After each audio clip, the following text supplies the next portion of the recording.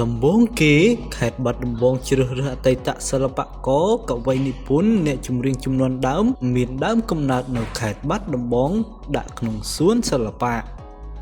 លោកសុកលូអភិបាលខេត្តបាត់ដំបងបានឲ្យដឹងថាបាត់ដំបងជាខេត្តនៃសិល្បៈវប្បធម៌ដ៏សម្បូរបែបហើយនៅពេលខាងមុខឆាប់សួនសិល្បៈមួយនឹងលេចរូបរាងឡើងបើតាមលោកអភិបាលខេត្តក្រុមការងារបានជ្រើសរើសអតីតសិល្បករកវីនិពន្ធអ្នករៀបចំចំនួនដើមដែលមានកេរ្តិ៍ឈ្មោះល្បីល្បាញហើយមានដើមកំណើតនៅខេត្តបាត់ដំបងដាក់ក្នុងសួននេះលោកបញ្ជាក់ថាក្រុមការងារបានសម្រេចដាក់រូបសំណាកលោកស៊ិនស៊ីសមុទ្រមួយដែលទោះបីលោកមិនបានមានដើមកំណើតនៅបាត់ដំបងក្តីតែលោកបានច្រៀងចម្រៀងពីបាត់ដំបងយ៉ាងច្រើនដែលរួមចំណែកច្រើនក្នុងភាពល្បីល្បាញរបស់ខេត្តបាត់ដំបង